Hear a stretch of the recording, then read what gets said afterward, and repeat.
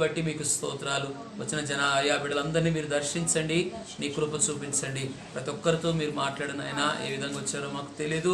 ప్రభువా పరిశుద్ధుడా, మీకు స్తోత్రాలు. కృప చూపించు, మహిమ పొందుకోమని మాట్లాడవలసింది నా మాటలు మరుగు చేసి అయ్యా నీ అగ్ని లాంటి నీ పాటలు నా నోట ఉంచమని యేసు నామములో అడుగుతున్నాను తండ్రి. సమయంలో దేవుని యొక్క వాక్యంలోకి మనం వెళ్దాం. దేవుని యొక్క వాక్యంలోకి చూద్దాం. చూడండి, 1 కొరింథీ రాసిన పత్రిక, 2 కొరింథీ రాసిన పత్రిక 1వ అధ్యాయంలోకి వద్దాము. 2 కొరింథీ రాసిన పత్రిక, కొత్త నిబంధన 2 కొరింథీ రాసిన పత్రిక 1వ అధ్యాయంలో 4 నుంచి 11 వచనాలు ఉంటాయి. ముందు 4, 5 వచనాలు కూడా చూద్దాము. దేవుడు మమ్మను ఏ ఆదరణతో ఆదరించుచున్నాడో ఆ ఆదరణతో ఎట్టి శ్రమల్లో ఉన్నవారైనను శక్తి గలవారమగునట్లు ఆయన మా శ్రమ అంతటిలో మమ్మను ఆదరించుచున్నాడు. చాలు. ఈ లేఖనం, ఈ 2 కొరింథీ రాసిన పత్రిక ఎవరు రాశారంటే అపోస్తుడైన పౌలు 13 పత్రికలు రాస్తాడు. ఎక్కడి నుంచి అంటే రోమ పత్రిక నుంచి మొదలు పెట్టుకుంటే ఎబ్రీ పత్రిక వరకు పౌలు గారిదే ఉంటుంది. ఎబ్రీ పత్రిక ఒకటే బైబిల్ చరిత్రకారులు అంటే ఒకవేళ పౌలు రాయొచ్చు రాయకపోవచ్చు అనేది కొంచెం ఉంది, కానీ దాదాపుగా 13 ఆ ఎబ్రీ పత్రిక కలుపుకుంటే 14 పత్రికలు పౌలు గారు రాశారు. ఈ పౌలు గారు రాసిన పత్రిక ఏంటి చెప్పండి? 2 కొరింథీ రాసిన పత్రిక. ఇది రాసిన కాలము దేని ముఖ్యాంశం? ఈ 2 పత్రికలు ఏముండదంటే ఎక్కువ బాధల గురించి, శ్రమల గురించి, కష్టాల గురించి, తను అనుభవించిన సేవలు వచ్చిన ఆ శ్రమల గురించి ఎక్కువగా రాస్తాడు పౌలు గారు. రెండోది, ఆ శ్రమల ద్వారానే దేవుని యొక్క మహిమ వారు పొందినట్టుగా ఆ 2 కొరింథీ పత్రికలో మనం చూడగలుగుతాం. శ్రమలలోనే దేవుని యొక్క మహిమ వారిని ఆవరించినట్టుగా, శ్రమలలోనే దేవుని శక్తి వారిని ఆవరించినట్టుగా ఆ 2 కొరింథీ రాసిన పత్రికలో ఉంటుంది. అలాగే ఈ పత్రిక ఎప్పుడు రాశారంటే రాసిన కాలం ఎప్పుడంటే క్రీస్తు శకం 56 లేదా 57 ఆ సమయంలో రాసి ఉండొచ్చు అని బైబిల్ చరిత్రకారులు చెప్తారు. హల్లెలూయా.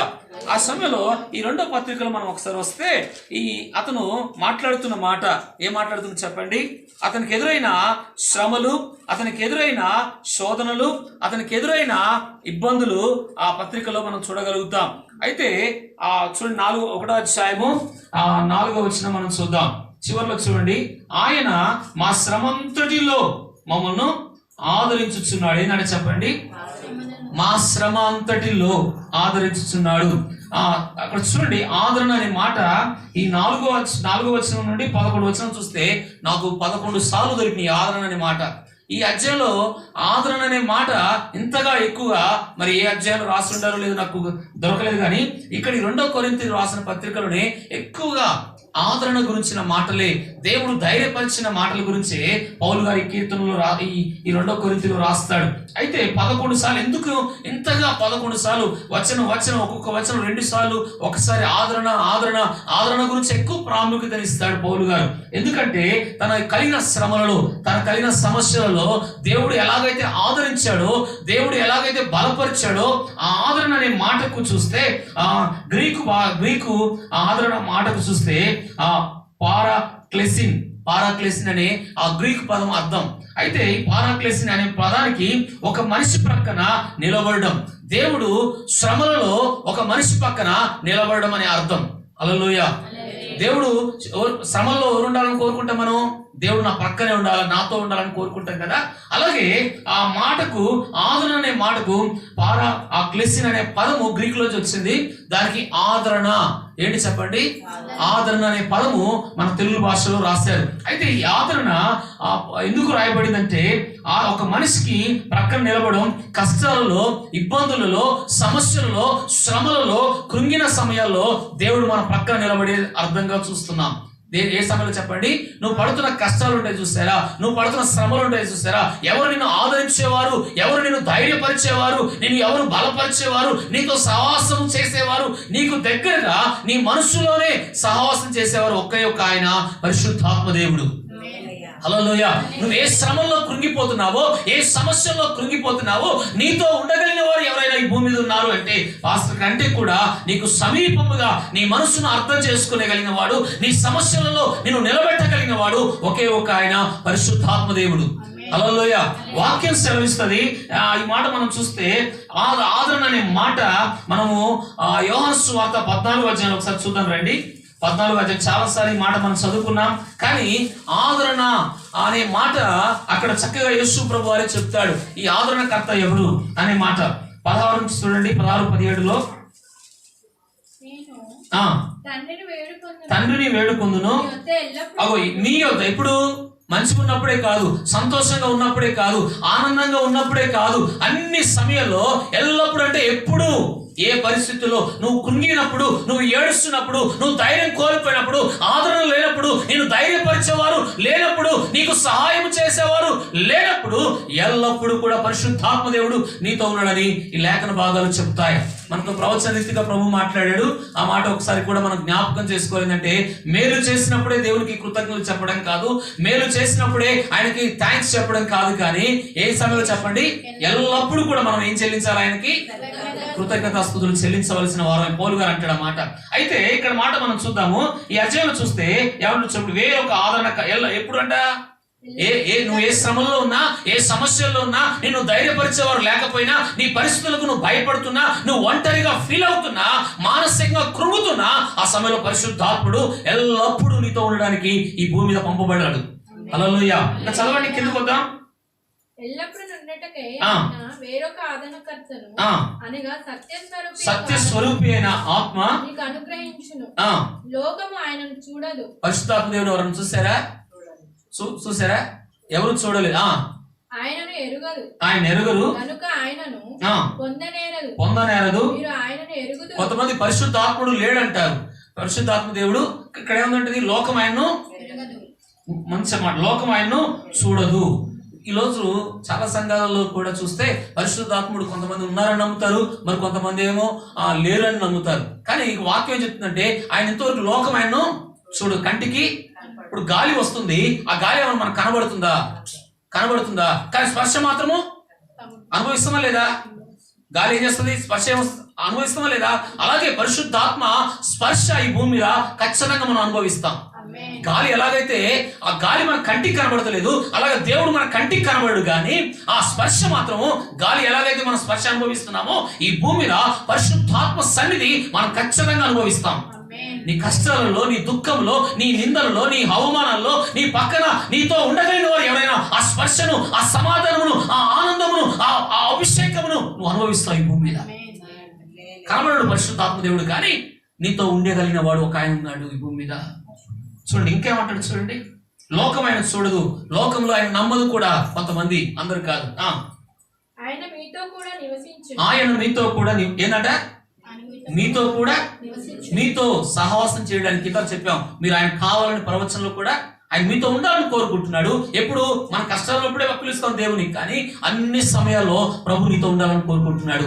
ఈ భూమి మీద నీ తల్లిదండ్రులు నీతో ఉండకపోవచ్చు, నువ్వు నమ్ముకున్న వారు నీతో ఉండకపోవచ్చు, నువ్వు నమ్మిన వారు కూడా నీతో ఉండకపోవచ్చు. నేను ఒక బుక్లో చదివాను. ఒక బుక్లో ఏం చదివానంటే, ఒక తల్లి 19 సంవత్సరాల వయసు, ఆ యవన ప్రాయంలో తన యవన జీవితాన్ని పాడు చేసుకుని ఒక బిడ్డను కన్నదంట. బిడ్డను కన్నప్పుడు ఆ బిడ్డను ఎలాగైనా తను ఇంకా ఏమని కోరుకున్నదంటే, ఈ బిడ్డ నాతో ఉంటే నా జీవితంలో నిందలు అవమానాలు వస్తాయి కాబట్టి ఆ బిడ్డను చంపాలని కోరుకున్నదంట. ఏంది? చంపాలని కోరుకున్నప్పుడు మంచి కళాయి కాగబెట్టి, నువ్వు నీళ్లు పెట్టిన డేస పెట్టినట్టు పొయ్యి మీద ఆ నీళ్లు బాగా కాగబెట్టి ఆ పొయ్యిలో వేసేసిందంట. ఆ నీళ్ళలో ఎవరిని? ఆ బాబును, బిడ్డను. ఎప్పుడైతే వేసిందో ఆ వెంటనే తర్వాత ఆ బాబు ఎంత కేకలేసాడో, ఎంత బాధపడ్డాడో, ఎంత వేదన పడ్డాడో ఆ చిన్న పిల్లవాడు. కానీ తర్వాత పోలీసులు దాన్ని ఎంక్వైరీ చేస్తే నేనేం చంపానని ఒప్పుకుందంట. బైబిల్ చెప్తుంది, ఒక తల్లి ఒకని ఆదరించినట్లుగా మిమ్మల్ని, ఒక తల్లి నేను మరచిన అనడాలి యేసుప్రభువారు. అంటే తల్లి తన బిడ్డలని ఏం చేస్తుంది? ఆ మాట చూడండి ఒకసారి. తల్లి తన బిడ్డలనైనా మరుస్తుంది. ఈ రోజుల్లో మన జీవితం, మన కోరికలు, మన ఇష్టాలు పైకి వెళ్తే మన భవిష్యత్తు నాశనానికి వెళ్తుంది. కానీ బైబిల్ చెప్తుంది, ఒక తల్లి అయినా నిన్ను మరుస్తుందేమో, కానీ ఆ మాట చూడండి. ఒక మాట యెషయా గ్రంథం ఎక్కడ ఉందా మాట? ఒకసారి రండి. 49వ అధ్యాయం 10వ వచనం చూడండి.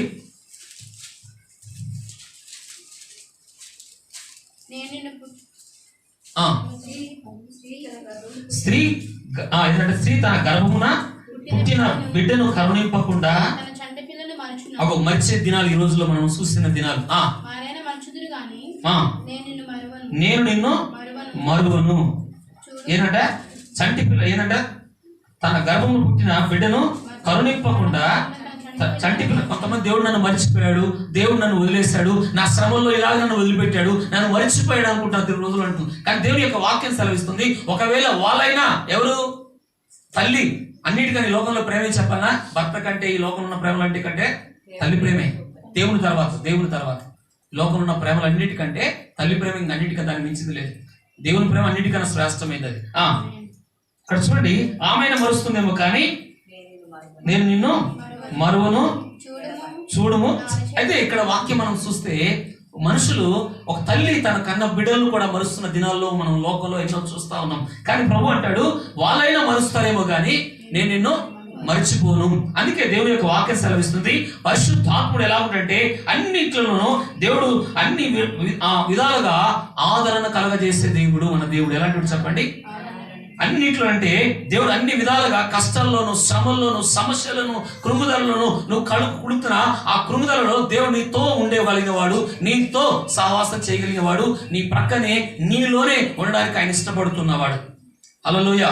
చూడండి, ఇప్పుడు మనం చూద్దాం వాక్య భాగంలో చూడండి. ఇందాక చదువుకున్నాం కదా, ఆయన ఏమంటాడు, నీతోను. యోహాను సువార్త 14 వచనం మళ్ళీ ఒకసారి రండి అక్కడికి, 14-17 వచనం.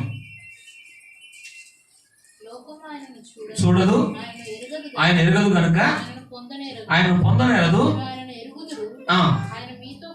ఆయన మీతో కూడా నివసించును. ఆయన ఏంటంటే మీతో కూడా నివసించును, మీలో ఉండును, మిమ్మల్ని అనాథులుగా విడవను. ఏంటంటే మిమ్మల్ని అనాథులుగా విడిచిపెట్టేవాడు కాదు. అనాథులు అంటే ఎవరిని అంటాము? తల్లిదండ్రులు లేని వారిని అనాథులు అంటాం.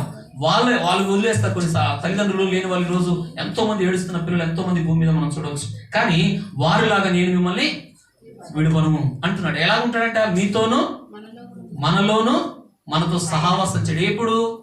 నువ్వు ఎల్లప్పుడు ఎప్పుడంటే నీ కష్టాల్లోనూ, నీ దుఃఖములోను, నీ సమస్యల్లోనూ, నీ బాధలోనూ, నీ శ్రమల్లోనూ నువ్వు కృంగినప్పుడు, నువ్వు ఏడుస్తున్నప్పుడు కూడా ఆయన నీతో ఉండగలిగిన వాడు. హల్లెలూయా. వాక్యం సెలవిస్తుంది. చూడండి, ఆదరణ చూడండి. అన్నిట్లో దేవుడు నీకు అన్ని విధాలుగా ఆదరణ కలగజేసేవాడు. ఏ కష్టమైనా ఆదరణ ఇస్తాడు, తన పిల్లల్ని ధైర్యపరుస్తాడు ఆయన. హల్లెలూయా. మీకు ఒక మాట చెప్తాను. ఒకరోజు ఒక బుక్ లో నేను సాక్ష్యం చదివానంటే ఒకరోజు ఆ సాక్ష్యం నేను ఏం చదివానంటే, ఒక దైవజనుడు ఒకరోజు చాలా సేవ చేసి, చాలా కష్టపడి ప్రభు కొరకు ప్రయాసపడి ఎంతో గొప్ప సేవ చేశాడంట. చాలా రాత్రి మొగులు కష్టపడ్డాడంట. చాలా కష్టపడితే ఒకరోజు తనలో ఉన్న ఊపిరితిత్తులు 2 పాడైపోయినాయంట. అప్పుడు బాగా ఏడుస్తున్నాడంట, ప్రభా నన్ను ఎందుకు విడిచిపెట్టావు?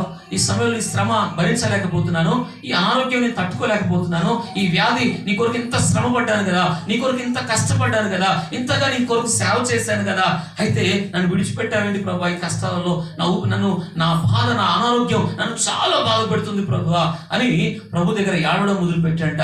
ప్రభు దగ్గర కన్నీరు కార్చడం మొదలు పెడితే ఒక దర్శనము ఆయనకు రాత్రి కాలంలో ప్రభు ఒక దర్శనం చూపించాడంట. ఆ దర్శనంలో పాతాళము గర్భము, ఆ పాతాళ ద్వారాలు ప్రభు ఒక దర్శనం చూపించాడంట. ఆ పాతాళంలో ఉన్న ఆ దయ్యపు శక్తులు, దురాత్మ శక్తులు అవి బయటికి వచ్చి ఆ ఒడ్డుగా ఉన్న ఆ మనుషులందరూ కూడా దురాత్మ శక్తులు అక్కడి నుంచి లాక్కపోతున్నాడు. దురాత్మ శక్తులు ఎక్కడికి?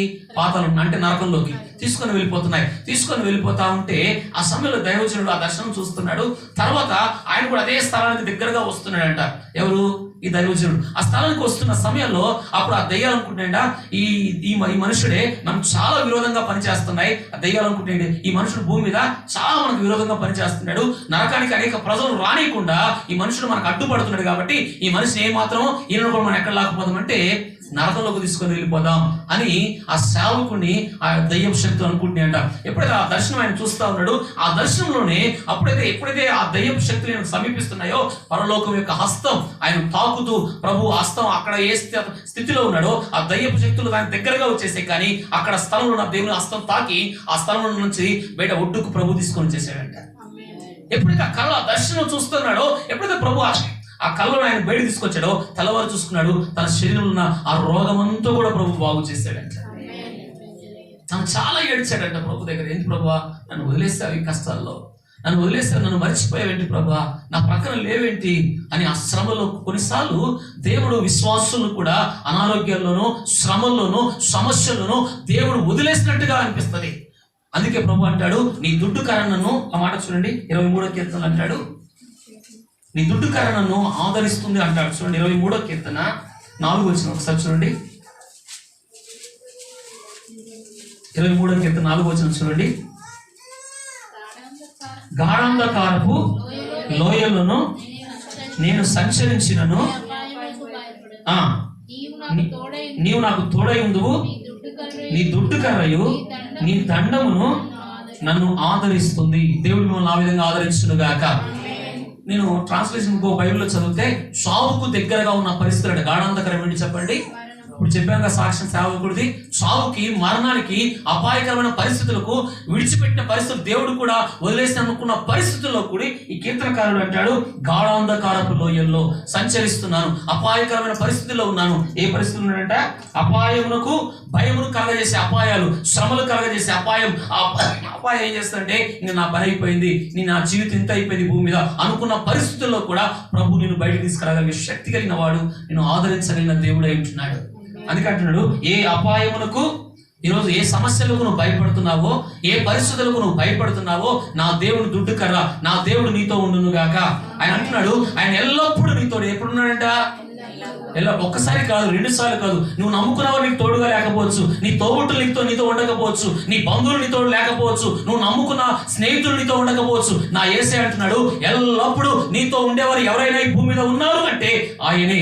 శ్రమలలో దుఃఖములో ఏడుస్తున్నప్పుడు నేను ధైర్యపరిచేవారు ఎవరు లేకపోవచ్చు, నీ స్నేహితులు నువ్వు నమ్ముకున్న వారు కూడా నేను ఆ విశ్వాసులు కూడా కొన్నిసార్లు నేను ధైర్యపరచకపోవచ్చు, కానీ నా దేవుడు అంటున్నాడు, ఎల్లప్పుడూ నేను ధైర్యపరచగలిగిన వాడు ఆయన నీతో ఉన్నాడు. హల్లెలూయా. ఆ పరిశుద్ధాత్మను అనుభవించాలి. అది చెప్తున్నా, గాలి ఎలాగైతే వీస్తూ అనుభవించలేమో, పరిశుద్ధాత్మ ఆ శ్రమలో, ఆ ఏడుస్తున్న సమయంలో ఖచ్చితంగా దేవుని సన్నిధి మీరు అనుభవిస్తారు. ప్రార్థనలో కానీ మీరు ఉంటే, ప్రభుతో గడిపే సమయంగా ఉంటే, ఆ పరిస్థితిలో, ఆ కృంగిన స్థితిలో, ఆ ఏడుస్తున్న పరిస్థితిలో ప్రభుతో కానీ మీ సమయం గడిపితే ఖచ్చితంగా నా దేవుడు ఆదరించేవాడై ఉంటున్నాడు. నేను ధైర్యపరిచేవారు ఎవరు ఈ భూమి మీద లేకపోవచ్చు, నువ్వు నమ్ముకున్న వారు కూడా నీకు దగ్గర రాకపోవచ్చు. కొన్నిసార్లు చెప్పాలన్నా, నువ్వు కష్టంలో ఏడుస్తున్న సమయంలో ఎవరు నీ దగ్గర రారు, కానీ నీ దగ్గర రాగలిగిన వాడు నువ్వు నమ్ముకున్న దేవుడే. హల్లెలూయా. మొదటి పాయింట్ మనం చూసాము. ఆ మాట కూడా ఇంకో మాట కూడా చూద్దాం. చూడండి 27వ అపోస్తలుల కార్యం పౌలు గారు ఈ మాట అంటాడు, బ్రతుకుతామన్న ఆశలు నాకు లేవు కానీ. చూడండి అపోస్తలుల కార్యం 27 వచ్చిన చూడండి, నేను ఎవరి వాడను, ఎవరిని సేవించుచున్నానో ఆ దేవుని దూత గడిచిన రాత్రి నా యొద్ద నిలిచి. హల్లెలూయా. ఎవరు వచ్చారంట? గడిచిన రాత్రి నా యొద్ద ఎవరు నిలిచారంటే చెప్పండి, దేవుని దూత నా యొద్ద నిలిచి భయపడకము. ఏమంటున్నాడు చెప్పండి? భయమును కలగజేసిన.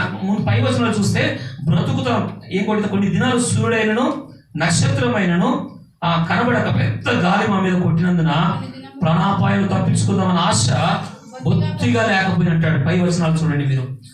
బ్రతుకుదామని ఆశలు బొత్తిగా లేకపోయినాయి అంట. ఇక్కడ ఎవరు నిలిచారు ఆయన దగ్గరికి? ఆయనతో ఉన్న వారందరూ కూడా మరణ భయంతో ఉన్నారు. బ్రతుకుదామని 276 మంది ఉన్నారు.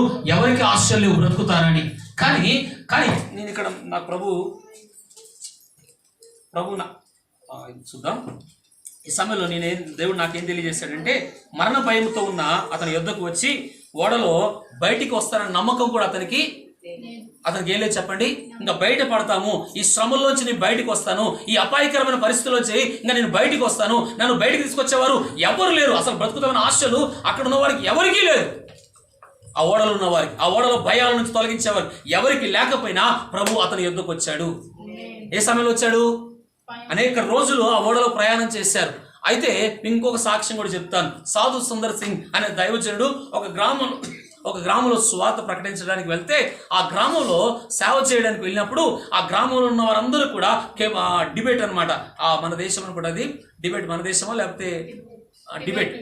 అక్కడ సువార్త ప్రకటించడానికి వస్తే ఆ ఊరిలో అందరూ కూడా చాలా కోపపడి ఆయన తరిమేశారంట. అప్పుడు ఆ ఊరు నుంచి బయటకు వస్తున్న సమయంలో ఒక గుహ కనబడిందంట ఆయనకి. ఆ గుహలోకి ఆయన వెళ్ళాడంట. ఆ గుహలోకి వెళ్ళి అప్పుడు ఆ ఊరు వారందరూ కూడా కత్తులు అవి పట్టుకొని ఆ ఊరు వారందరూ ఆయన మీదకి వస్తున్నట్టుగా ఆయన చూశారంట. ఎప్పుడైతే ఆయన చూస్తున్నాడో వెంటనే ఆయన ఎక్కడికి వెళ్ళాడంటే ఆ గుహలోకి వెళ్ళి మోకాళ్ళ మీద ప్రభు దగ్గర ప్రార్థన చేయడం మొదలు పెట్టాడు. ఒక అరగంట సేపు తన సమించిన ఆ మరణ పరిస్థితులు ఆ ఊరు వారందరూ అతను చంపడానికి వస్తున్నారు. ఆ సమయం ఈ దైవజనుడు ఎప్పుడైతే మోకాళ్ళ మీద ప్రభు సన్నిధిలో ప్రార్థన చేస్తున్నాడో ఆ అరగంట సేపు ఎటువైపు పరిస్థితుల వైపు చూడక ప్రార్థనలో ఉన్నాడంట. ఎప్పుడైతే ఈ అరగంట సేపు ప్రార్థనలో ఉన్నాడో ఆ ఊరు వారందరూ తన మీదకి వస్తున్న సమయంలో వాళ్ళు వచ్చిన వారు ఈ అరగంట అయిపోయాక బయటకు వచ్చాడంట ఈ సేవకుడు. ఎప్పుడైతే బయటకు వచ్చాడో వెంటనే ఆయన కలిగిన ఆ చూసాక ఏంది వచ్చిన వాళ్ళందరూ చంపడానికి వచ్చారు కానీ చూసి వాళ్ళందరూ వెళ్ళిపోయారంట. అప్పుడు అరగంట లోపు ఏంటి అర్థం కాలేదు. మళ్ళీ రెండో రోజు తెల్లారిందంట. తెల్లారి రాత్రి అంతా ప్రభువును స్తుతించాడు. ప్రభువా ఇంత గొప్ప కార్యం చేశాను, నాతో ఉన్నావు కదా అని ఆ దైవజనుడు వెంటనే రాత్రంతా ప్రభువును స్తుతిస్తూ ప్రార్థన చేశాడంట. తెల్లవారు ఆ ఊరంతా కూడా మళ్ళీ ఆయన దగ్గరకు వచ్చారంట. అప్పుడు ఊరి వారంతా వచ్చి ఆ ఊరి వారు అంటున్నారట, అంత ముందు రాత్రి ఏమొచ్చారు, ఎలా వచ్చారు? కత్తులతోనూ ఆయన చంపడానికి అనేకులు వచ్చారు, అనేకుల మంది. చివరిగా అంతకంటే ఎక్కువ మంది ఆ తెల్లవారుజామున అందరికంటే ఎక్కువగా ఆ కత్తులు అవన్నీ వేసేసి అంతకంటే ఎక్కువ మంది ఆయన దగ్గరకు వచ్చారంట. అప్పుడు వచ్చినప్పుడు వాళ్ళు అన్నారంట, అయ్యా నువ్వు ప్రార్థన చేసి నేను చంపడానికి మేము వచ్చాము, కానీ నీ చుట్టూ కూడా ఒక పెద్ద మనుషులు కనబడుతున్నారు, చుట్టూ అగ్ని కనబడుతుంది, లోపలికి వద్దామంటే మాకు అవకాశం దొరకలేదు. నీ చుట్టూ ఏముంది? అగ్ని, పెద్ద మనుషులు, తెల్లటి మనుషులు. వాళ్ళు ఎవరు అని వాళ్ళు తెలియని వాళ్ళు అందరూ కూడా అపాయం కలగజేద్దాం వచ్చిన వాళ్ళు, మరణాన్ని కలగజేద్దాం వచ్చిన వాళ్ళు ఏం చేశారంటే వాళ్ళు భయపడి తెల్లారు వచ్చి అంతకంటే ఎక్కువ మంది అక్కడ యేసు ప్రభు యొక్క సువార్త ప్రకటించారంట. భక్త్ సింగ్, సాధు సుందర్ సింగ్ దైవజనుడు. అంటే ఈ మాటలు మీకు ఎందుకు తెలియజేస్తున్నానంటే బ్రతుకుతామన్న ఆశ లేని స్థలంలో, చావుకు దగ్గరగా ఉన్న స్థలాల్లో కూడా ప్రభు మనతో ఉంటాడు. మనల్ని విడిచిపెట్టేవాడు కాదు, ఆయన ఆదరణకర్త. మనతో ఉండగలిగిన ఆ సమయంలో దైవజనుడు ఎవరైనా ఉన్నారా? అతనితోటి సపోర్ట్ చేసే వాళ్ళు ఎవరున్నారా? ఆదరించేవారు ఎవరున్నారా? అతని పక్షంగా నేను ఉన్నానా అనేవాళ్ళు ఎవరున్నారా? కానీ ఆయనతో ఉన్నవాడు దేవుడే ఉంటున్నాడు. నీతో నీ సమస్యలలో నీవు భయపడుతున్నప్పుడు ఎవ్వరు నీతో లేకపోవచ్చు, కానీ నాకు నీ దేవునామానికి స్తోత్రం కలుగును గాక. అయితే మీరు మాత్రం పరిశుద్ధాత్మను ఎంతగా ఎక్కువగా సాహసం చేస్తారు, ఎంత ఎక్కువగా ఆయనలో సన్నిధిలో ప్రార్థనలో గడుపుతారో ప్రభు మీతో ఉంటాడు. 5 నిమిషాలు 10 నిమిషాలకి ప్రభు మనతో రాడు. ఖచ్చితంగా చెప్తున్నా, అనుభవించి చెప్తున్నాను ఈ మాటలు మీకు. 5-10 నిమిషాల్లో ప్రభు మనతో రాడు. ఎక్కువగా ప్రభుతో ఎంత సమయం ఎక్కువగా దేవునితో గడుపుతావో ప్రభు నీకు సమీపిస్తాడు. ప్రభు నీకు సమీపించడం కానీ ఆయన సన్నిధి. మీకు ఉదాహరణ చెప్తాను, మీకు ఆ మాట మీకు బాధగా అనిపించవచ్చు, కానీ మోసే ఎప్పుడు వచ్చాడు చెప్పండి? మోసే 40 రాత్రి పగలు గడిపితే కానీ ఆయన ముఖం ఏమైంది అంటే ఎన్ని గంటలు గడిపి ఉంటాడు ఆయన? రాత్రి పగలు అక్కడే ఉన్నాడు కదా, దేవునితో ఉన్నాడు కదా. ఎక్కువ సమయం దేవునితో ఉన్నప్పుడు దేవుని ప్రత్యక్షత వచ్చింది, దేవుని మహిమ ఆయన కమ్ముకుంది. అవునా కదా?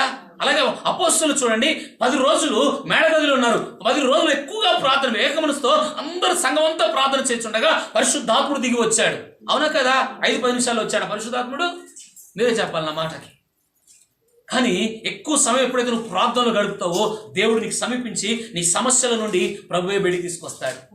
నీ ప్రార్థన ఎంతగా శక్తివంతంగా ఉంటుందో, నీకు దేవుడితో ఎంత సహవాసం ఉంటుందో, అదే నీ శ్రమల్లో, నీ కష్టాల్లో, నీ దుఃఖంలో ఎవరితో రాకపోవచ్చు, కానీ నా దేవుడు నీతో ఉంటాడు. హల్లెలూయా. ఆ దైవజనుడితో ఎలాగో అయితే ఉన్నాడో నీతో కూడా ఆయన ఉంటాడు. ప్రభుని అందుకే నీ దుడ్డు ఆయన మనతో ఇందాక మనం చదువుకు 23వ కీర్తన 4వ వచనం, నీ దుడ్డు కరణను ఆదరిస్తుంది, దేవుడు నాకు ఎలా ఉన్నాడంట? తోడై ఉన్నాడు అనే మాటలు మనం చదువుకున్నాం. ఇక్కడ రెండో మాట పౌలు గారు కూడా అంటున్నాడు, బ్రతుకుతామన్న ఆశ్చర్యం లేని స్థలంలో ఆ ఓడలో ఎవరు వచ్చారంట ఆయన దగ్గరికి? దేవదూత వచ్చింది. ఎవరు వచ్చారని చెప్పండి? దేవదూత. ఎవరి దగ్గరకు వచ్చాడు? పౌలు గారి. పౌలు చాలా భక్తి కలిగిన వాడు, ప్రార్థన పరుడు, దేవునితో ఎక్కువ సహవాసం గడిపిన వాడు. హల్లెలూయా. దేవుడు అప్పుడు అతను ధైర్యపరిచినప్పుడు, ఎప్పుడైతే తను ధైర్యపరిచాడో అతనితో ఉన్న వారందరినీ కూడా ధైర్యపరిచాడు పౌలు గారు. అవునా కదా? కొన్నిసార్లు ఎందుకు నీ కఠినమైన శ్రమలు తీసుకొస్తాను తెలుసా? కఠినమైన ఇబ్బందులు తీసుకొస్తాను తెలుసా? కఠినమైన సమస్యల్లో నేను ఎందుకు తీసుకొస్తాను తెలుసా? నీ సాక్ష్యము ఇతరులకు కూడా ఇలాంటి కష్ట సమయాల్లో కూడా దేవుడు నన్ను విడిచిపెట్టలేదని ఆ సాక్ష్యాన్ని ప్రభు విశ్వాసులకైనా సేవకులకైనా ప్రభు తీసుకొని వస్తాడు. ఈ కష్టాలను దేవుడు నన్ను విడిచిపెట్టలేదు, ఈ శ్రమలో నన్ను వదిలిపెట్టలేదు, నాతో ఉన్నాడు, నన్ను ధైర్యపరిచాడు, నన్ను విడిపించాడు అని ఇతరులకు సాక్ష్యాలు చెప్పేటట్టుగా దేవుడు చేస్తాడు. అందుకే కొన్నిసార్లు నేను శ్రమ పెట్టడం, దుఃఖపెట్టడం కాదు, కానీ ఆ కష్టాల్లోకి దేవుడు నేను ఎందుకు తీసుకెళ్తాడంటే ఇతరులకు సాక్షిగా నేను నిలబెట్టడానికి. హల్లెలూయా. ఆ 2వ పాయింట్ మనం చూడండి. అక్కడ 2 కొరింథీ రాసిన పత్రిక 2వ అధ్యాయము 1వ అధ్యాయం 5వ వచనం చదవండి. రెండో పాయింట్, ఇప్పుడు దాకా మొదటి పాయింట్ చెప్పాను. క్రీస్తు యొక్క శ్రమలు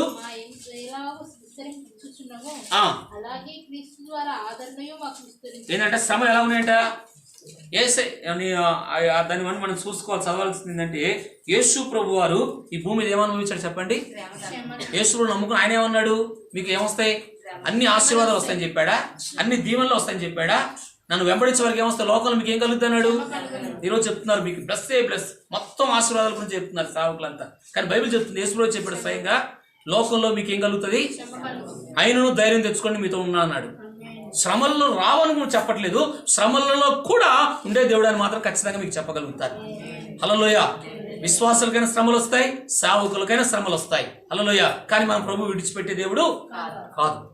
హల్లెలూయా. ఇక్కడ వాక్యం చెప్తుంది, క్రైస్తవులుగా యేసు ప్రభు ఎలాగైతే శ్రమలు అనుభవించాడో, నిందలు అనుభవించాడో, అవమానం అనుభవించాడో, నిరాశ అవన్నీ కూడా యేసు ప్రభు భూమి మీద అనుభవించాడు. అలాగే క్రైస్తవులుగా ఆయన వెంబడిస్తున్న మనకు కూడా శ్రమలు వస్తాయి. అక్కడ ఉంది, మనం చదువుకున్న మాట చూడండి, 5వ వచనంలో చూడండి. క్రీస్తు శ్రమలు మా యందు ఎలాగూ విస్తరించుచున్నాయో అలాగే క్రీస్తు యొక్క ఆదరణ శ్రమలలో కూడా ప్రభు నేను ఆదరించగలిగిన వాడు. రెండో పాయింట్ ఏం చెప్పండి?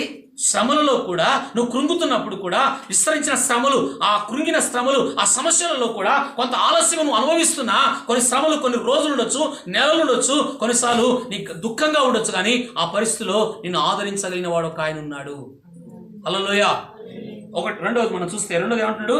యేసయ్యకి ఎలాగైతే శ్రమలు వచ్చాయో మనకు కూడా శ్రమలు వస్తాయి. పేతురు రాసిన పత్రికలు అంటాడు చూడండి, మొదటి పేతురు రాసిన పత్రిక 3వ అధ్యాయం ఒకసారి రండి. రెండో అధ్యాయము 23వ వచనం ఒకసారి చదవండి.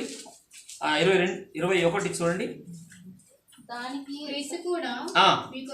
మీ కొరకు బాధపడి ఏ అడుగుజాడలు?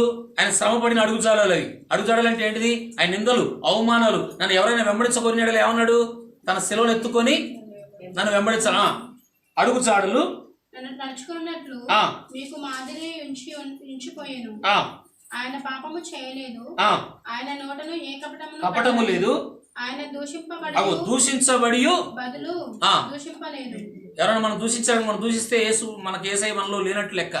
ఎవరైనా దూషించారు, వాళ్ళకు నిందించారు నిన్ను, వాళ్ళ నిందలకు నువ్వు మౌనంగా ఉంటే యేసయ్య నీతో ఉన్నట్లు లెక్క, యేసయ్య నీలో జీవిస్తున్నట్లు లెక్క. ఇక్కడ చూడండి, ఇంకేమంటాడు? ఆయన శ్రమ పెట్టబడి బెదిరింపక చూడండి, ఆయన శ్రమ పెట్టబడ్డాడు, దూషించబడ్డాడు, అవమానపరచబడ్డాడు, నిందించబడ్డాడు. ఆయనకు శ్రమలు వచ్చాయి భూమి మీద. అలాగే యేసయ్యను నమ్ముకున్న మనకు కూడా శ్రమలు, కొన్నిసార్లు శ్రమలలో కూడా దేవుడు మనం నడిపిస్తాడు. పౌలు గారు అంటున్నాడు, మాకు శ్రమలు ఎలాగైతే విస్తరించాయో ఆ శ్రమలో అదే విధంగా క్రీస్తు యొక్క ఆదరణ మమ్మల్ని, ఆ మాట మీరు చదివారా? ఏమన్నా? క్రీస్తు యొక్క ఆదరణ మమ్మల్ని ఆదరించింది అంటాడా లేదా? క్రీస్తు యొక్క ఆదరణ ఆదరించింది. మూడోది మనం చూద్దాం. చూడండి, క్రైస్తవులు కూడా శ్రమలు వస్తాయని దీన్ని బట్టి మనకు అర్థమవుతుంది. మూడోది మనం చూద్దాము. 1:8 చూడండి. 2 కొరింథీ రాసిన పత్రిక 1:8. సహోదరులారా, ఆసియాలో ఇష్టము లేదు. అది ఏదనగా అయ్యేనంట చెప్పండి. బ్రతుకుతామన్నా నమ్మకము లేదు, ఉన్నట్లుగా ఏంటంట భారం. ఏ భారం అంట?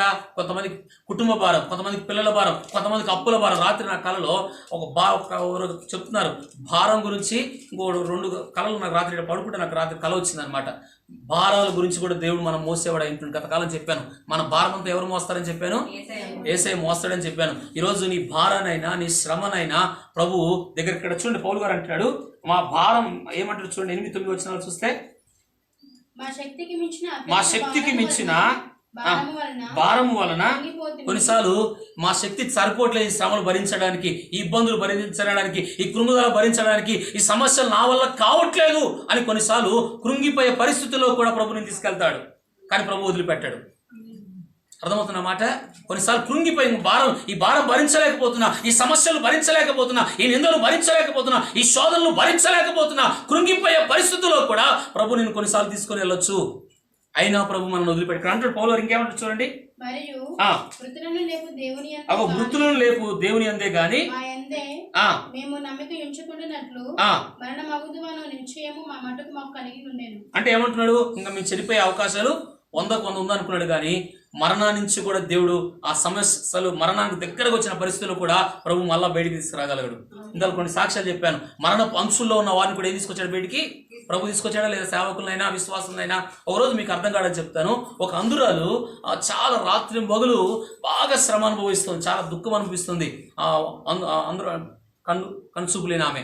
అయితే ఆమె చాలా శ్రమలు, దెయ్యం చేత చాలా బాధ అనుభవిస్తూ, చాలా దుఃఖం అనుభవిస్తూ ఆ రాత్రి మొగులు ఎన్నో ఆ శ్రమలు, ఆ శత్రువు పెట్టిన ఆ బాధలు భరించలేక, తట్టుకోలేక రాత్రి మొగులు ప్రార్థన చేస్తా ఉందంట. ప్రభువా, ఈ బాధ భరించలేకపోతున్నా, ఈ శత్రువు చేత, ఈ దయ్యం చేత నీ బాధ భరించలేకపోతున్నాని ఆమె చాలా ఏడుస్తూ ప్రార్థన చేస్తున్నప్పుడు ఆమె ఒక సేవకుడి దగ్గరికి వెళ్ళిందంట, ఒక సువార్థకుడి దగ్గరికి వెళ్ళి అప్పుడు ఆమె చెప్పిందంట, ఆ సువార్థకుడు, అయ్యా రాత్రి మొగులు నేను ప్రార్థన చేస్తున్నాను, నా శ్రమ తట్టుకోలేకపోతున్నాను, నా బాధ తట్టుకో, దయ్యం నన్ను చాలా బాధ పెడుతుంది, నా కొరకు ప్రార్థన చేయండి అయినప్పుడు ఆ సేవకుడు ఎప్పుడైతే ఆ దయ్యం చేత బాధపడుతున్న ఆ అందురాలని అప్పుడైతే ఆ దైవజనుడు ఎప్పుడైతే ప్రార్థన చేశాడో సంపూర్ణంగా దేవుడు విడుదల చేశాడు. ఆ రాత్రి ఆ సమయంలో ఏం చేశాడని చెప్పండి, ఆ దయ్యం బాగా బాధ పెడుతుంది, రాత్రి మొగులు ప్రార్థన చేస్తుంది. ప్రార్థన చేసే వారికి దగ్గరగా ప్రభు వస్తాడు. కొన్నిసార్లు బాధలు తట్టుకోలేము, కొన్నిసార్లు శ్రమ తట్టుకోలేము, రాత్రి మొగులు కూడా కొన్నిసార్లు ఏడిసే పరిస్థితులు ఉంటాయి.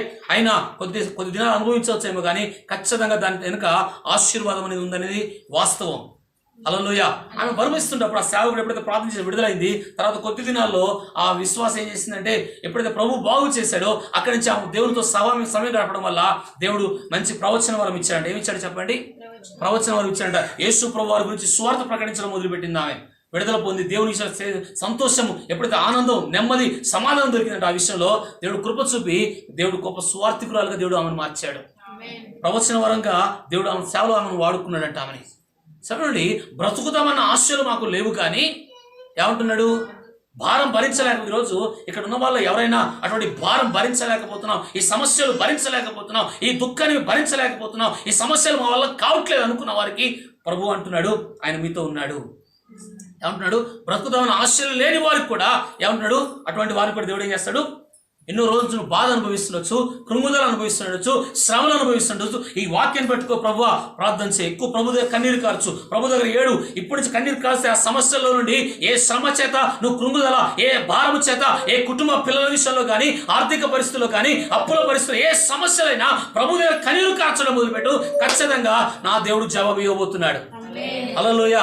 నా దేవుడు కార్యాలు మీ జీవితంలో దేవుడు ఖచ్చితంగా చేస్తాడు. చెప్పాను కదా, ఆమె శ్రమను, ఆమె బాధను కూడా ప్రభు విడిపించాడు.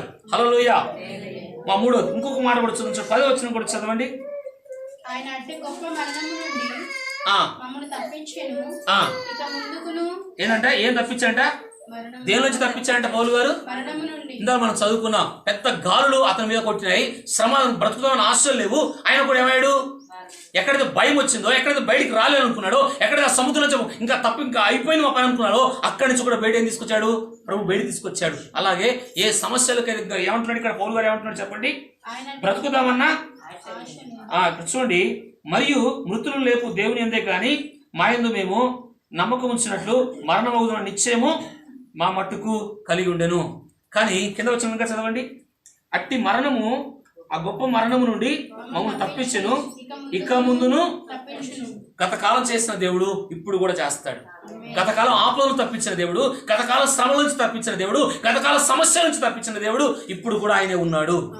కానీ సమస్యల వైపు చూడకు, పరిస్థితుల వైపు చూడకు. ఖచ్చితంగా పౌలు గారు అంటున్నాడు, ఏమంటున్నాడు చెప్పండి, బ్రతుకుతామన్న ఆశలు లేవు, కానీ మమ్మల్ని బ్రతికించింది ఏం చెప్పాలన్నా, సంఘ ప్రార్థన అంటాడు. చూడండి కింద వచ్చిన 10వ వచనంలో, మరియు మా కొరకు మీరు ప్రార్థన చేయటం వలన మీరు కూడా ఏం చేస్తున్నారంట, సంఘం ఏం చేస్తుందా, సంఘాన్ని ఏం కోరుకుంటున్నాడు పౌలు గారు అనేక సార్లు చెప్పాలనా, ప్రార్థన. ఏం కోరుకుంటున్నాడు చెప్పండి, సంఘ ప్రార్థన శ్రమల్లో ఉన్నవారిని విడిపిస్తుంది, సమస్యల్లో ఉన్నవారు. పౌలు గారిని విడిపించింది ఏ ప్రార్థన? తన ప్రార్థన కాదు, తన ప్రార్థన ఉంది, కానీ సంఘ ప్రార్థన ఆయనకు సహాయం చేస్తూ ఆయన మరణపు అంచులలో కూడా బయట తీసుకొచ్చింది ఏం చెప్పాలనా, సంఘ ప్రార్థన. ఏ ప్రార్థన చెప్పండి, తన మరణపు అంచు. సంఘ ప్రార్థన ఎంత శక్తి కలిగిందో, సంఘంలో చేసే ప్రార్థన పరుల వల్ల ఎలాగ తను విడుదల పొందాడో పౌలు గారికి బాగా తెలుసు. అందుకే ఆపదకరమైన పరిస్థితుల నుండి సేవకుడికి ఏం చేస్తాడంటే, అందుకే మా కొరకు ఏం చేశారంటే, వాళ్ళు ఏం చేశారంటే, సంఘాన్ని ఏం కోరుకుంటాడు పౌలు గారు, ప్రార్థన చేయండి, నా కొరకు మీరు ప్రార్థన చేయండి. మీ ప్రార్థన వల్లే నేను ఉన్న సమస్యల నుండి, శ్రమల నుండి. ఒక దైవజనుడు చెప్పాడు, సురేష్ అయ్య గారు ఒక మాట ఎప్పుడు చెప్పేవాడు, సంఘ ప్రార్థన బట్టి ఎక్కడికి వెళ్ళినా ఆయన అనారోగ్యాలుగా నిలబడుతున్న సమయాల్లో కూడా మీ ప్రార్థన బట్టి అనేక స్థలాల్లో నేను బలంగా దేవుడి చేత వాడబడుతున్నానని చెప్పేవాడు ఆయన. దీనివల్ల అందుకే నేను ఈ పరీక్షల్లో వాక్య ప్రత్యక్ష నిలబడ్డప్పుడు, అలాగే ఎవరికైనా ప్రార్థన చేస్తున్నప్పుడు నా కొరకు మీరు ప్రార్థన చేయండి. రోగాల్లో ఉన్నవారు విడుదల కలగాల, ధైర్యం లేని వారికి ధైర్యం కలగాల, శ్రమలో ఉన్నవారు విడుదల పొందాలా, వాక్య ప్రత్యక్ష చేత ప్రజలు బ్రతకాల. నా కొరకు ఆ విధంగా మీరు ప్రార్థన చేయండి. హల్లెలూయా. మీ ప్రార్థన సేవకుడికి చాలా అవసరం. పౌలు గారు అంటున్నారు, మీ కొరకు నా కొరకు ఏం చేశారంట? ఏం సహాయం చేశారు? ప్రార్థన వలన మీరు నాకేం చేశారంట? సహాయం చేశారు. ఇంకేమంటున్నాడు? ఆయన ఇంకా ముందును మమ్మల్ని తప్పించునని నిరీక్షణ గలవారమై ఉన్నాము. ఇక్కడ చూడండి, 1:2-10 చూస్తే మన జీవితంలో తీవ్రమైన బాధలను చుట్టొచ్చు, మనం వదిలిపెట్టాలని భావించకూడదు, కానీ దేవుడు మనల్ని ప్రేమించడం లేదని కొన్నిసార్లు అనుకుంటాం. నేను చుట్టుకున్న సమస్యలను బట్టి, నేను చుట్టుకున్న ఆపదలు బట్టి, నేను చుట్టుకున్న వ్యాధులు బట్టి, నేను చుట్టుకున్న అనారోగ్యాలు బట్టి, నేను చుట్టుకున్న సమస్యలు బట్టి దేవుడు నన్ను ప్రేమించట్లేదు అనుకుంటొచ్చేమో. కానీ నా దేవుడు నీతో ఉన్నాడు అనేది మాత్రం మర్చిపోకు. నిన్ను ప్రేమించే దేవుడు నీతో ఉండేవాడు. నిన్ను ప్రేమించే ఆయన ఏం పెట్టాడు? ప్రాణం పెట్టినాడు. వదిలేస్తాడా? తల్లినే మరుస్తుందని చెప్పాడు కదా ఆయనే. నేను విడవను ఎడబాయని చెప్పాడు కదా, ఆయన విడిచిపెడతాడా? నేను శ్రమలు వచ్చాక దేవుడు నన్ను మర్చిపోయాడు, కష్టాలు వచ్చాక. కానీ మన జీవితాల్లో కష్టాల్లో కూడా దేవుని స్తుతించే వాళ్ళు కావాలి.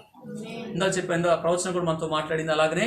కాబట్టి కష్టాలలో కూడా, ఇబ్బందులు కూడా ఎంతగా దేవుని స్తుతిస్తావో ఆ బంధకాలను తెంపబడతాయి. ఆ బంధకాలలో, ఆ శ్రమల్లో కూడా గొప్ప ఆదరణ కలగజేస్తాడు నీ మనసులో.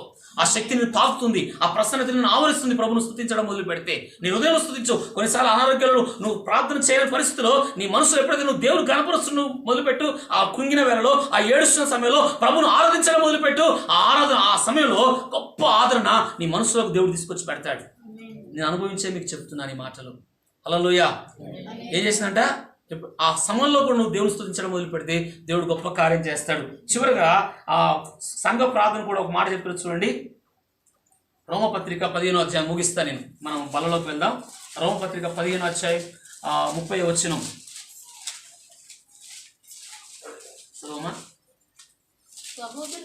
సహోదరులారా,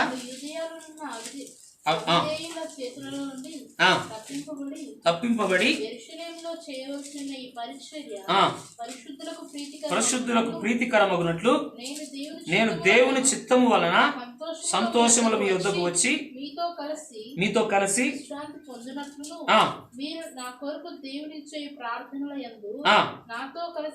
ఏదంటే చెప్పండి. మీరు నాతో కలిసి, మీరు ఏం చేస్తున్నారంటే నా కొరకు దేవునికి చేయు ప్రార్థనలు యందు నాతో కలిసి. ఏందంట? పోరాడడం అంటే ఏంటిది? ఒకరితో పోట్లాడమా? ప్రార్థనలో పోరాడే అభిషేకం కావాలి. ఆత్మ ఏంటంటే మూలుగులు ఆత్మిస్తాడు. రోమా 8:26 వచనంలో పరిశుద్ధాత్మ చేత నింపబడ్డప్పుడు నువ్వు ఎలాగో ప్రార్థన చేయాలో నీకు తెలియదు. ఆ ప్రార్థన నువ్వు ఏం అడగాలో నీకు తెలియదు. ఎలాగో ప్రార్థన నువ్వు నేను ఇష్టాలు అడుగుతావు, ప్రార్థన జవాబు రావు. కానీ పరిశుద్ధాత్మ నింపబడినప్పుడు నువ్వు ఎలాగ నడిపించబడుతున్నావో ఆ ప్రార్థన నీకు అనుకున్న రీతిలో ప్రభు నడిపిస్తాడు. కొన్నిసార్లు ఆ మూలుగుల ఆత్మ, ఆ కన్నీటి, ఆ పరిశుద్ధాత్మలో ఎప్పుడైతే నువ్వు ప్రార్థన చేస్తుంటావో ఆ ప్రార్థన ప్రభు దగ్గరికి వెళ్ళిపోతుంది. హల్లెలూయా. అందుకే ఆ ప్రార్థనాత్మ మీరేం చేయాలా? మీకు ఒక మాట చెప్తా. యాకోబుని ఏమన్నాడు? నువ్వు మనుషులతోనూ దేవునితోనూ ఏం పోరాడి గెలిచాడు? ఏం పోరాటము? రాత్రంతా ఏడవడమే పోరాటం. రాత్రంతా ప్రభు పాదాలు పట్టుకునే పోరాటం. ప్రభు పాదాలు కన్నీరు కార్చిన పోరాటమే అతనికి జయాన్ని తీసుకొచ్చింది. పోరాటం అంటే ఎంత అనుకున్నారు? కొట్లాడడం అనుకున్నారా? పోట్లాడడం అనుకున్నారా? ఏంటంట? నువ్వు మనుషులతోనూ దేవునితో ఏం పోరాడంటే, దేవుడికి ఎవరికి ఆగిపోతాడు తెలుసా? ఏ పోట్లాడకు ఆగిపోతాడు దేవుడు, కానీ కన్నీళ్ళకి ఆగిపోతాడు ఆయన. ఏడుస్తున్న వారి దగ్గర ఆగిపోతాడు ఆయన. దుఃఖపడుతున్న వారి ఎద్దకు ఆగిపోతాడు ఆయన. యాకోబుని రాత్రి తెల్లారుతున్నాయని వదిలేయి, అందరూ నన్ను చూస్తారంటే వదిలిపెట్టాడు ఆయన. ఎలాగిప్పుడు చెప్పండి? ఏడుపు ఎక్కడైతే ఏడుస్తుంటారో అక్కడ దేవుడు వారిని దాటిపోడు. కన్ఫర్మ్ చేసుకోండి. ఇది మీ ప్రార్థన. పోరాటం అంటే ఏంటిది అనుకుంటున్నారు? కొట్లాడడం కాదు, వాగ్దానాలు పట్టుకుని దేవుని అడగడం కాదు, దేవునికి ప్రసంగం చేయడం కాదు. ఏడుస్తూ బ్రతిమాలుతున్న ప్రార్థనే ప్రభు జవాబు తీసుకొని వస్తాడు. మీకు మాట చెప్తా. మత్తయి సువార్త 15వ అధ్యాయంలో శిష్యులు అన్నారయ్యా అని పంపించేయి. ఒక మాట ఒకసారి చూడండి, ముగిస్తా నేను. ఆలస్యం అవుతుంది, దేవుడు ప్రార్థన ఆలోకించట్లేడు, జవాబు ఇట్లేడు, నువ్వు కుక్క అంటున్నాడు ఆమెని. చూడండి మత్తయి సువార్త 15 ముగిస్తా నేను. ఎంతో ఆలోచన చేస్తున్నాడు, ప్రార్థనకి ఇవ్వనట్లేడు. అక్కడ చూస్తే అమ్మా నేను ఇశ్రాయేలు కొరకే వచ్చానంటాడు యేసు ప్రభు. ఆ మాట చూడండి, మత్తయి సువార్త 15వ అధ్యాయము ఒకసారి రండి, 24వ వచనం.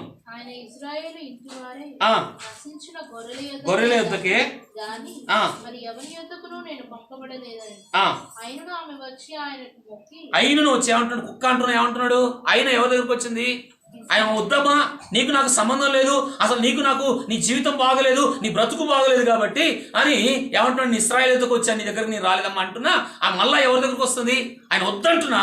ఎవరైతే ఆయన పాదాలు పట్టుకుంటారో, ఎవరైతే ఆయన పాదాలు గోజాడతారో ఆయన దాటిపోని దేవుడు అయి ఉంటున్నాడు. ఆ సమస్య పరిష్కారం ఎప్పుడు చెప్పాడు, మరలా ప్రభును అడగడం మొదలుపెట్టింది, మరలా ప్రభును వెతకడం మొదలుపెట్టింది, మరలా ప్రభును బతిమాడడం మొదలుపెట్టింది, మరలా ఆయనకు మొక్కడం. పైవచనం చూస్తే ఆయనకు మొక్కి, ప్రభువా నా ఇంట్లో శ్రమ చూడు, నా ఇంట్లో దుఃఖం చూడు, నా ఇంట్లో కన్నీరు చూడయ్యా, నా ఇంట్లో సమస్యలు చూడని మాటికి ప్రభువు జవాబిచ్చే వరకు కూడా వదిలిపెట్టకుండా బతిమాలింది యేసు ప్రభువాన్ని.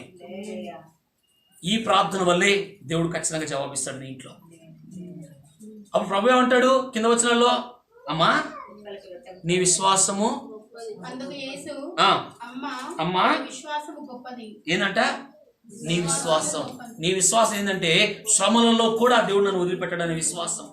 నువ్వు ఏడుస్తున్నప్పుడు కూడా ప్రభు నన్ను వదిలిపెట్టాడని విశ్వాసం.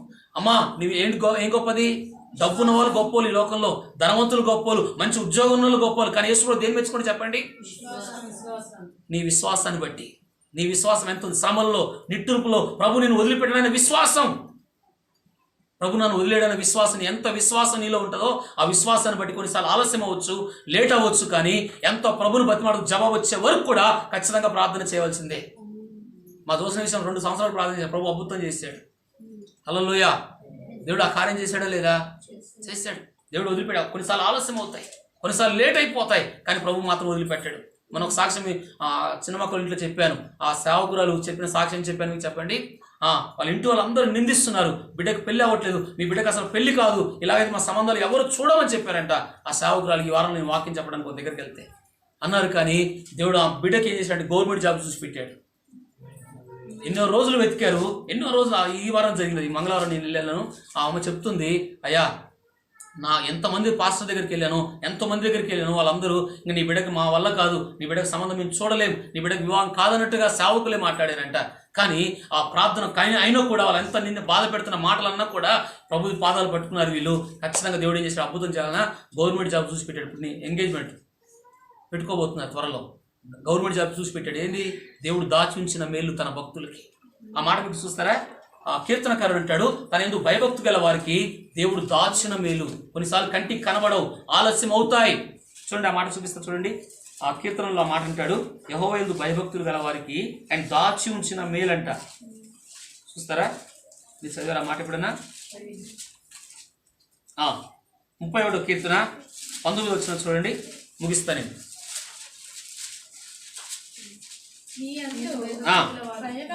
భయభక్తుల వారి నిమిత్తము నీవు దాచి ఉంచిన ఏంటి గొప్పదంట, ఇంత ఏం గొప్పదన్నావు, విశ్వాసం గొప్పదన్నావు. ఆ విశ్వాసాన్ని బట్టి ఏం దాచాడంట, ఏం దాచిపెట్టాడంట దేవుడు, విశ్వాసాన్ని బట్టి దేవుడు ఏం దాస్తాడు చెప్పండి, మేలు. ఆలస్యం అవుద్ది కానీ మేలు గొప్పది. ఇంకేమంటాడు, నిన్ను ఆశ్రయించిన వారి నిమిత్తము నీవు సిద్ధపరిచిన మేలు ఎంతో గొప్పది. చూడండి, నరులు ఎదుట ఎవరిని ఆశ్రయిస్తున్నావు? ఈ లోకంలో మనకు అనేకులు ఉన్నారు. ఎవరిని ఆశ్రయిస్తున్నావు? దేవుని ఎప్పుడైతే నువ్వు ఆశ్రయిస్తావో. అందుకే దానియేలు, శద్రకు, మేషకు అగ్ని వారిని చుట్టూన్నప్పటికీ కూడా వారు ఎవరిని ఆశ్రయించారు? ఎవరిని ఆశ్రయించారు చెప్పండి? వారు దేవుని ఆశ్రయించారు. అగ్ని 7 అంతలైంది, శ్రమ అధికమైంది, బాధలు అధికమయ్యాయి, కానీ ఆ అగ్నిలో కూడా వారు పడ్డారు. అగ్నిలోంచి బయట తీసుకొచ్చాడు దేవుడు. అవునా కదా? వాళ్ళు దేవుని ఆశ్రయించారు మనుషులు ఎదుట. నువ్వు దేవుని ఆశ్రయిస్తే ఖచ్చితంగా నీకు దేవుడు మేలు దయచేయును గాక. అందరూ మోకరిస్తాం, ప్రార్థన చేస్తున్నాం ఈ సమయంలో. నరుల ఎదుట, మనుషుల ఎదుట, నిన్ను తృణీకరించిన వారి ఎదుట, నిన్ను బాధ పెట్టిన వారి ఎదుట నువ్వు దేవుని ఆశ్రయిస్తే నా దేవుడు మేలు దాచి ఉంచాడు. మర్చిపోవద్దు, నా దేవుడు దాటిపోయే దేవుడు కాదు. యాకోబు బతిలాడినట్టుగా, యాకోబు పోరాడినట్టుగా, యాకోబు కన్నీరు కార్చినట్టుగా బతిమాలు. కొన్నిసార్లు ఆలస్యం అవుతాయి దేవుని కార్యాలు. ఖచ్చితంగా జయము నీదే. ఆలస్యం అవ్వచ్చు దేవుడు, కానీ ఆలస్యం చేస్తాడు, కానీ దేవుడు అద్భుతం చేయగలుగుతాడు. అందరం ప్రార్థన చేసుకుందాం, అందరం మోకరిద్దాం. ప్రభువా, మా జీవితాల్లో ఏవైతే ఆలస్యం అయిపోతున్నాయో అడుగుదాం, ప్రభు పోరాడుదాం, ప్రభు పాదాలు పట్టుకొని. కన్నీరు కారుద్దాం. కన్నీరు దగ్గర ఆగిపోతాడు యేసు ప్రభువారు. బ్రతిమాలుదాం. ఎంతగా యేసయ్యను బతిమాలుతావో ఆ స్త్రీ ఎంతగా బతిమాలింది. ఆమె బిడ్డ జీవితంలో కార్యం జరిగించే వరకు యేసు ప్రభువును వదిలిపెట్టలేదు ఆమె. నీ జీవితంలో ఏ కార్యం ఆగిపోయినాయో, ఏ అయితే ఆలస్యం అయిపోయినాయో, నా ప్రభువును బతిమాలుదాం. మనుషులు బతిలాడటం వల్ల ఏ కార్యం జరగదని ప్రభు అద్భుత కార్యం జరిగిస్తాడు. నీ సమస్యల వైపు చూడకు, పరిస్థితుల వైపు చూడకు, ఇబ్బందుల వైపు చూడకు, దేవుని వైపు చూడు. ఖచ్చితంగా నా దేవుడు ఆదరించేవాడు, ఆదరణకర్త. ఆయన ఆదరించేవాడు, పక్కగా నిలబడేవాడే కాదు, నీలో సహవాసం చేయడానికి ఇష్టపడిన వాడు. ప్రార్థన చేసుకుందాం. మమ్మల్ని ఎంతగానో ప్రేమిస్తున్నాం మా ప్రియ పరలోకపు తండ్రి, పరిశుద్ధుడానికి వందనాలు. దైవ సన్నిధి వచ్చిన బిడ్డలందరినీ ఆవరించుదువుగాక. దైవ శక్తి ప్రతి ఒక్కొక్కరిని ఆదరించుదువుగాక ప్రభువా. పౌలు గారు బ్రతుకుదామని ఆశలేని బ్రతుకును మీరు బ్రతికించిన దేవుడు ప్రభువా. ఎన్నో సాక్ష్యాలు మేము ముందున్నాయి నాయన. ఆ సాక్ష్యాల సమూహాలు మేము వింటున్నాం ప్రభువా. మా జీవితంలో బ్రతుకుదామని ఆశలేని ఎన్నో సమయాల్లో మమ్మల్ని బ్రతికించిన వాడా. ఈరోజు సజీవులుగా ఉంచింది నీవు మాత్రమే. ఈరోజు నేను బ్రతికున్నానంటే నీ కృప ప్రభువా. నాయనా, నీ ప్రజలను ఒక్కొక్కరిని దర్శించు, ప్రతి ఒక్కొక్క హృదయాన్ని దర్శించు. ఏ సమస్యలు ఆగిపోయాయి అనుకుంటున్నారో, కృంగిపోయారో, ఇంకా నా దేవుడు జవాబు ఇయ్యడు అనుకుంటున్నారో, దేవా నీ బిడ్డలకు నువ్వే జవాబు ఇవ్వండి, ఆదరించండి, ధైర్యపరచండి యేసయ్యా. నీ ఆత్మ ప్రతి ఒక్కొక్కరిని ఆవరించుదువుగాక. నీ సన్నిధి ప్రతి ఒక్కరిని తాకుదువుగాక ప్రభువా. కృప చూపించు, మహిమ పొందుకోమని యేసు నామములో అడుగుతున్నాను తండ్రి.